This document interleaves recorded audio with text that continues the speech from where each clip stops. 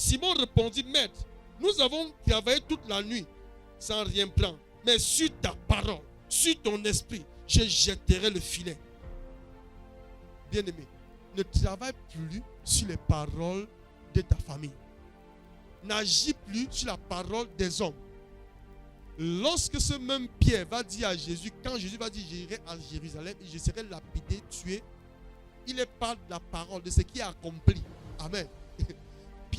Ce même Pierre va dire, Seigneur, ça ne t'arrivera pas. Il dit, shut up, Satan. Quand j'ai dit, c'est déjà accompli, je ne l'ai pas vu. Alors il ne va pas dire à Pierre, il va dire Satan faible.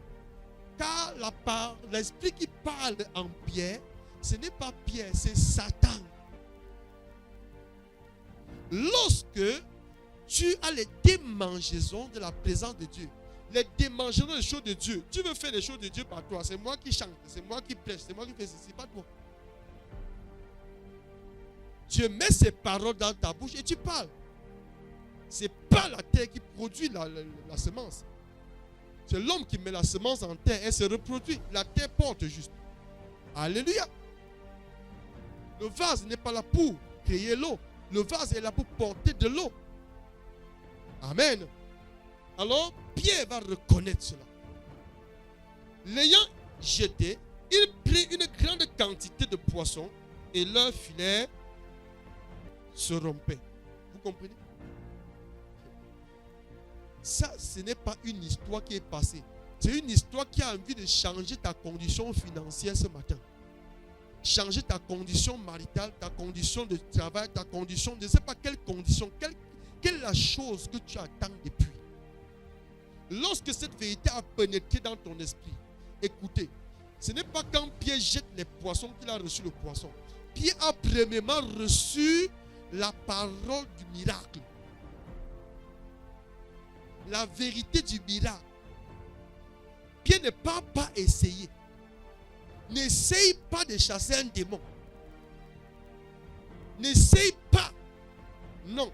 Comprends que c'est un principe. Si tu vas avoir une épi, il faut avoir une semence et la terre.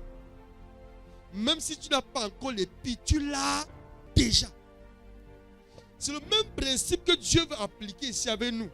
Si nous voulons avoir des percées, des changements radicaux de gloire dans nos vies, comprenons que notre esprit est la terre et la parole de Dieu est la semence. Lorsque nous avons vu ces schémas dans le monde spirituel, alors nous ne prendrons plus la parole comme un livre que nous lisons pour avoir les choses. Non.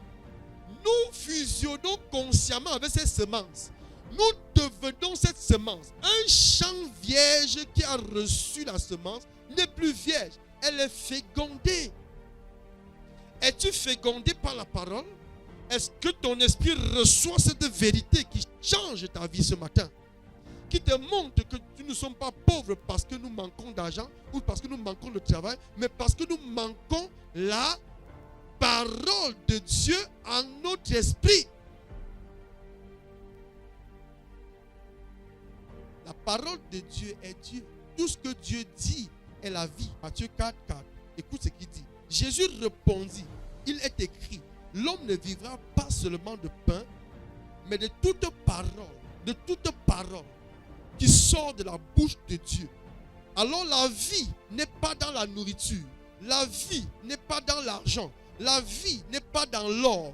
La vie n'est pas dans les voitures, dans les voyages. La vie n'est pas dans ces choses. La vie est dans la parole. Lorsque l'esprit de l'homme, qui est un champ vierge, peut recevoir la parole vivante. Vous comprenez ici, la vie où l'esprit de Pierre était un champ qui recevait la parole morte. C'est pourquoi les évidences de Pierre étaient la pauvreté et la stérilité. Alléluia. Est-ce que tu comprends ce matin? Aussi longtemps que cette vérité n'est pas claire dans ton esprit, bien aimé, tu continueras à avoir les soucis.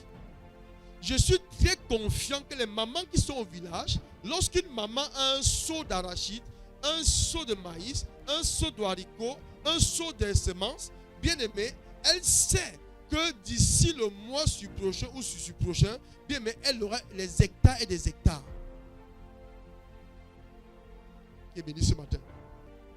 Au travers de cette vérité qu'elle possède naturellement. Alors, il dit que c'est l'homme vivra de toute parole. C'est en s'entendant que lorsque Jésus a dit Pierre, prends le filet, amen, va en profonds eaux et jette. Il a libéré quoi? La parole. Il a libéré la vie. Il a libéré la nourriture. Il a libéré le poisson. Oh, Kipra. Lorsque Jésus va dire à Pierre qui est dans la barque, marche, il a libéré la parole, il a libéré la vie. Lorsque Pierre peut recevoir cette parole, il peut, sur cette parole, faire ce que Dieu a dit qu'il peut faire. Il faut premièrement voir la vie dans la parole avant de comprendre que les circonstances vont te demander, tu es sûr que tu ne vas pas mourir? Tu es sûr que depuis que tu pries là, ça va changer? Tu es sûr que depuis que tu écoutes là, quelque chose passe? Tu ne sens pas qu'il n'y a rien? Ce n'est pas un sentiment, c'est un choix. Pierre a choisi d'imposer sur ta parole. Parce qu'il a compris que hier, quand il avait l'échec, c'était sur la parole de son ignorance. Il était ignorant qu'il y avait une force qui le contrôlait. Beaucoup ne savent pas qu'il y a une force qui te contrôle. Quand tu ne veux pas que Dieu te contrôle, tu t'es livré toi-même à Satan.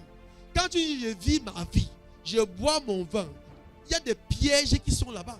Et lorsque ça va prendre ta vie, amen, parce que tu n'es qu'un corps, ça va te tuer.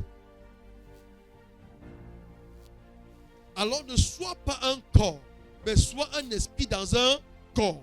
Fusionne avec la parole. Toute parole de Dieu est vivante. Pierre marche sur la parole.